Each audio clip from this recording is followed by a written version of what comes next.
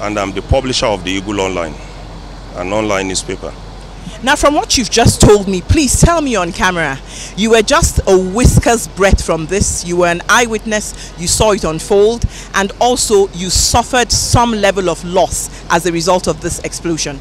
Yes, 3 days ago, yesterday making it to, I gave my wife's car, an Highlander, to the mechanic who unfortunately lost his life in this incident. And we were talking on the phone, and he said, come, the car is ready. So just up the road here by OP building, he called me again, and I said I was a minute away. And then under the bridge, as I was about negotiating left and going to where he parked, just by the gate here, there was this trailer, a truck bearing gas, that we saw that had apparently lost its brake. We were later told that he was shouting, no brake, no brake, no brake. But we wound up, so we didn't hear that, you know. And then as I got to this divider here, and the trailer came down this way, I just took took right, straight into CMD Road. Started parking and calling the mechanic to tell him, because I knew it was by this gate here, that he should abandon the car and save his life. Then what happened? And then the explosion. Once the explosion happened and there was this boom fire, I had to move up, and then his phone stopped going. So I now called one other person in the mechanic village here. He said, have I collected my car? I said, no, there is a problem in the village. He said, no, it was in the morning that there was an accident on the bridge. I said, no, now, I'm even fleeing away from it. So they had to all come back, and then painfully, the story we had from his voice, I know him simply as Mr. Rotimi. I'm going to get his full name now because I need to do something on him.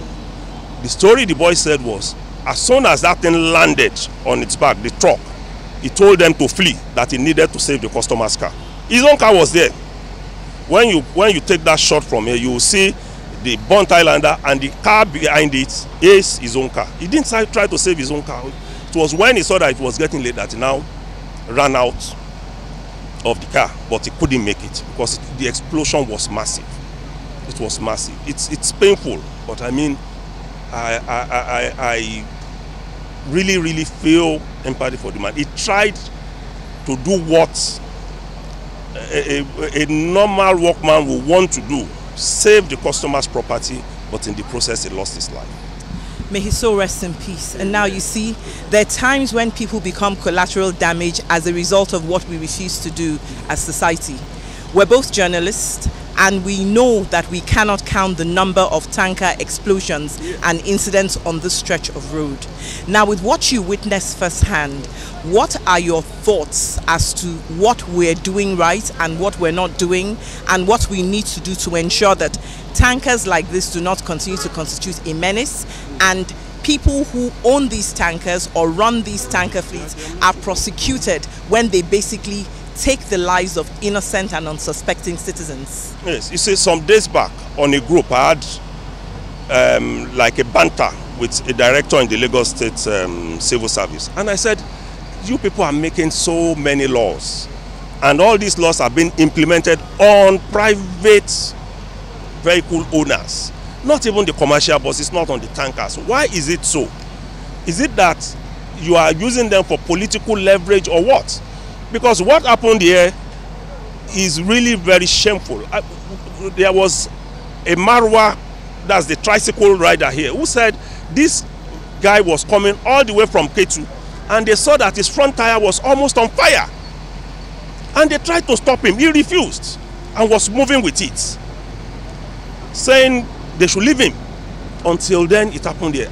Until when government becomes very hard on these people, we will not get it right. We won't. How do you put a vehicle that you know has a problem on the road? And we have laws.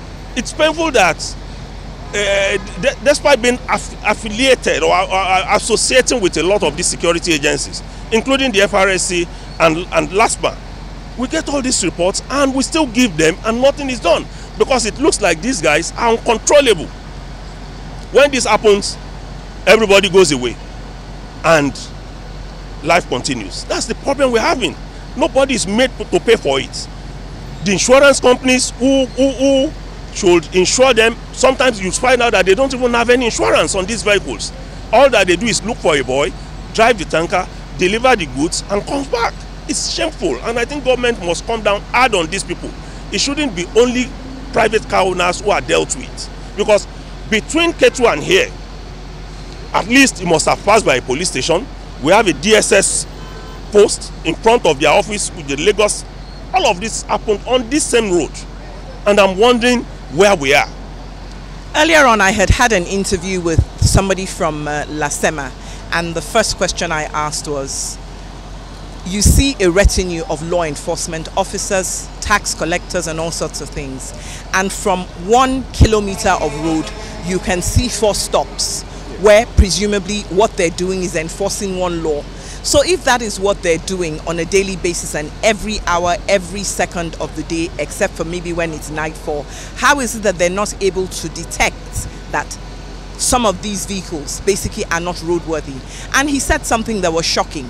He said basically that even when you try to apprehend and you arrest, you seize their vehicles, you seize the tankers, you try to arrest them, 2-3 days later they go on strike. Yeah. Is this permissible? Have we allowed it, or we're just basically not cracking down on impunity and allowing them hold us to ransom? We need to get to a point where we don't look at what people are doing to the society, because obviously at some point they also, to use the street language, they will borrow themselves some brain and go back to work. We have seen threats, and our governments have, why are we allowing these people to do this to us?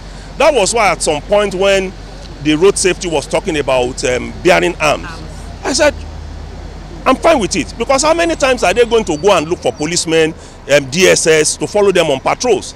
You are driving and you see a lot of them at night, not one single light at the back, no reflector, no nothing. And that's why you see people run into them from behind. You see when they are driving, they even, look at what happened on Otedola Bridge yesterday in the morning. Yes, 2 of them, top speed. Why is it?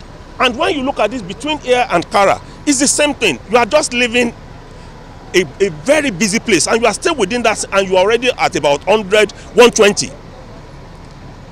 Where did they get these people? Road safety has said they will be training fleet drivers. They've been doing that, but we are not seeing the effect. We are not seeing the effect. So government needs to really clamp down on them and ensure that we don't keep counting casualties.